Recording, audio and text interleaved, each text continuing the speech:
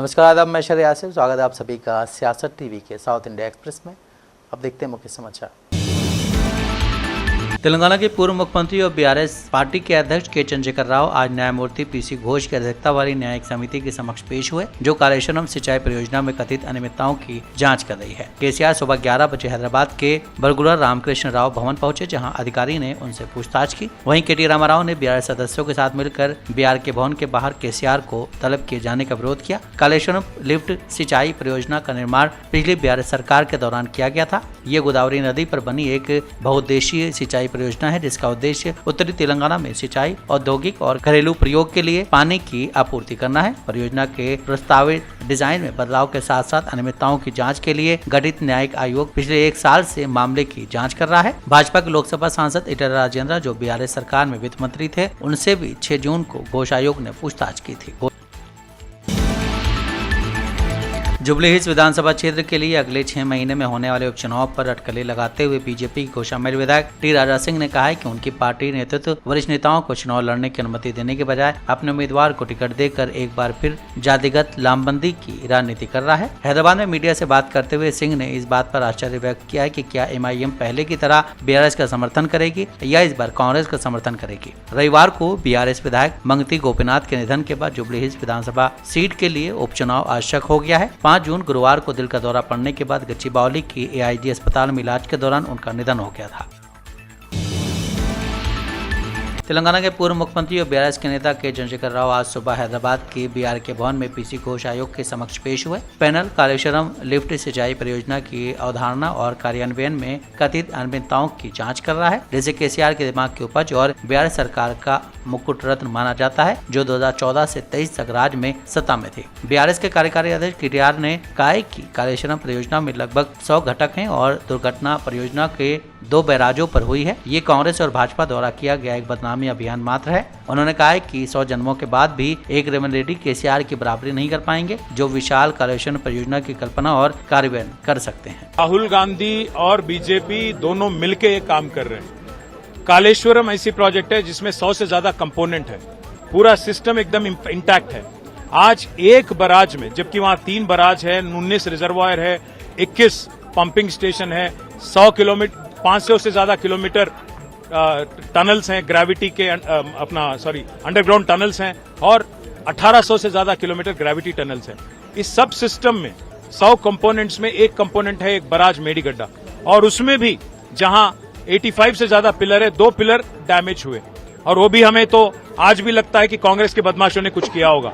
तो इसलिए हम कहते हैं कि आज जो एक बदमाशी कैंपेन, साजिश की जो कैंपेन है, स्मीयर कैंपेन, जो एक पॉलिटिकल वेंडेटा दोनों बीजेपी और कांग्रेस मिलके आज चला रहे हैं, इसका मुंह तोड़ जवाब तेलंगाना जनता ऐन वक्त पे देगी। और उम्मीद करता हूं कि कम से कम इंक्वायरी के बाद कमीशन को भी एहसास होगा और बाकी राजनीतिक दलों को भी एहसास होगा कि इस प्रोजेक्ट में कुछ नहीं हुआ, कोई गलती नहीं की केसीआर ने और बीआरएस पार्टी ने, और अल्टीमेटली सच्चाई सामने आएगी।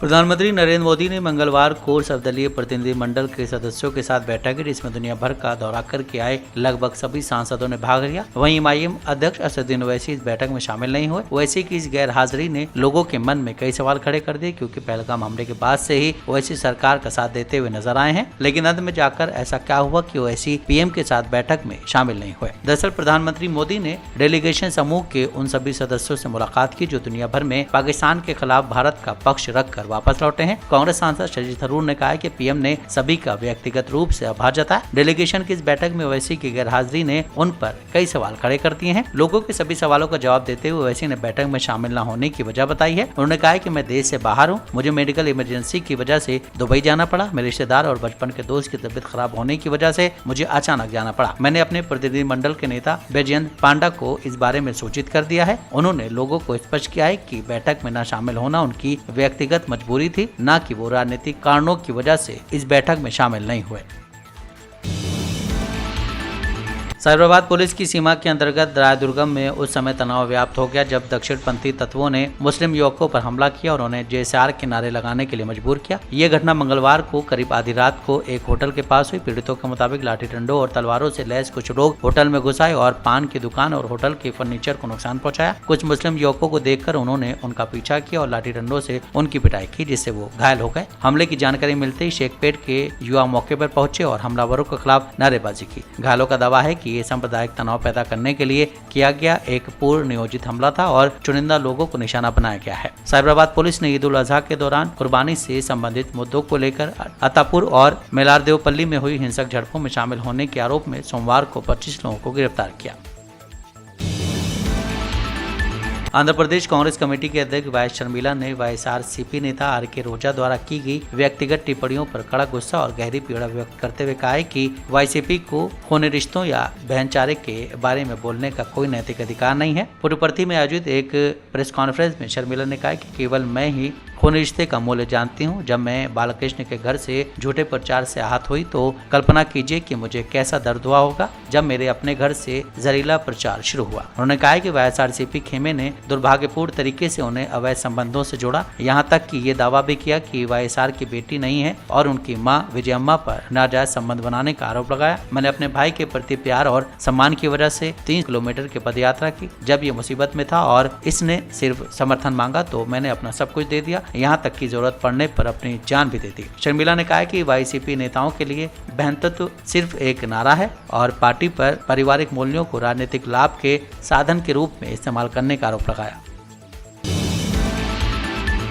जातिगत जनगणना पर कर्नाटक के मुख्यमंत्री सिद्धरमैया ने कहा कि जाति जनगणना को लेकर कुछ शिकायतें मिली हैं। सर्वे हुए 10 साल हो चुके हैं और ये पुराना है। इस संदर्भ में पार्टी नेताओं ने सुझाव दिया है कि थोड़े समय में फिर से जाति जनगणना कराई जाए। हम रिपोर्ट को खारिज नहीं करेंगे, रिपोर्ट को सैद्धांतिक रूप से स्वीकार कर लिया गया है। गणराज्य आयोग की रिपोर्ट पर पार्टी के वरिष्ठ नेताओं के फैसले से अपनी निराशा के बारे में पूछे गए सवाल का जवाब देते हुए उन्होंने कहा कि हम पार्टी के वरिष्ठ नेताओं द्वारा तय किए गए मुताबिक कार्रवाई करेंगे। यह हमारा फैसला नहीं है। बेंगलुरु भगदड़ पर भाजपा द्वारा उनके इस्तीफे की मांग पर कर्नाटक के मुख्यमंत्री सिद्धरमैया ने कहा है कि कुंभ मेले में 40 से 50 लोग मारे गए। क्या तब उन्होंने मुख्यमंत्री के इस्तीफे की मांग की थी? उद्घाटन के दिन एक पुल ढह गया और 140 लोग मर गए। क्या तब उन्होंने प्रधानमंत्री के इस्तीफे की मांग की थी? भाजपा को झूठ बोलकर और इस्तीफे की मांग करके लोगों को गुमराह करने की आदत है। भाजपा हर चीज में राजनीति करती है।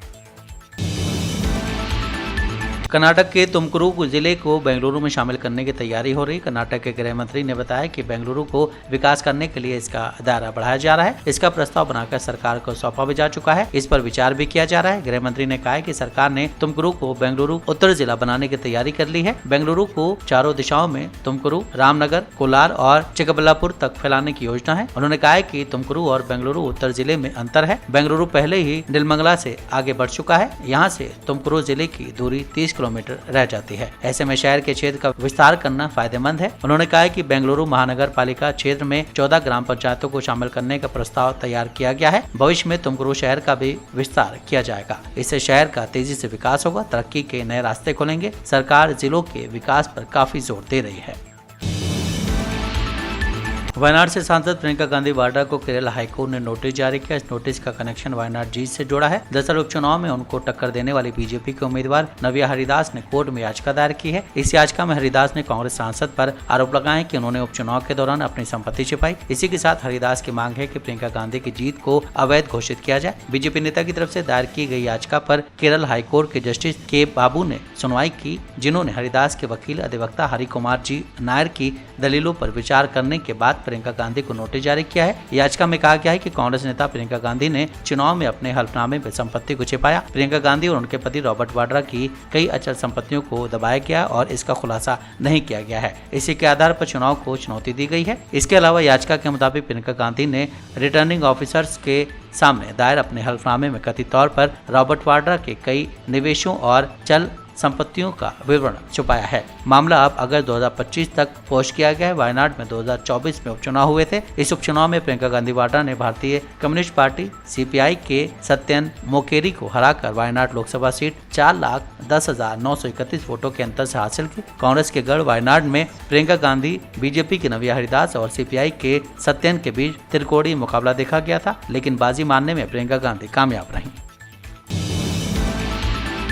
देश में कोरोना के मामले फिर से सामने आने लगे हैं। इसमें केरल में संक्रमित मामलों की संख्या सबसे ज्यादा है। अपने यहाँ पर कोरोना वायरस के बढ़ते मामलों के बीच केरल के स्वास्थ्य मंत्री वीना जॉर्ज ने आग्रह किया है कि वो बीमारी बुजुर्गों और अन्य बीमारियों से पीड़ित लोगों में अधिक गंभीर बनी हुई है। ऐसे में इन लोगों पर खास सावधानी बरते जाने की जरूरत है। वीना जॉर्ज ने आगे कहा कि केरल में ओमिक्रॉन JN1 वेरिएंट LF7 और XFG सबसे ज्यादा फैल रहा है। हालांकि ये वेरिएंट इतने गंभीर भी नहीं है, लेकिन ये तेजी से बीमारी फैलाने में सक्षम है। मंत्री ने लोगों को सलाह देते हुए कहा है कि सार्वजनिक जगहों और यात्रा के दौरान मास्क पहनना चाहिए। कोविड-19 वेरिएंट की पहचान करने के लिए जीनोमिक सीक्वेंसिंग की जा रही है। दक्षिण पूर्व एशियाई देशों में फैल रहे ओमिक्रॉन JN1 वेरिएंट LF7 और XFG केरल में सबसे आम वेरिएंट है। हालांकि ये वेरिएंट इतने गंभीर नहीं है, लेकिन इनमें बीमारी फैलाने की उच्च क्षमता है। इस समय केरल में कोरोना के 2223 एक्टिव मामले, जिनमें 96 लोगों का इलाज चल रहा है। राज्य के स्वास्थ्य मंत्री ने कहा है कि राज्य में अभी कोविड के 2223 केस हैं। इनमें से अधिकांश को अन्य तरह की बीमारी भी है। केरल में सबसे ज्यादा केस एर्नाकुलम जिले में है, जहां पर कोविड-19 के 431 मामले। इसके बाद कोट्टायम में 426 मामले,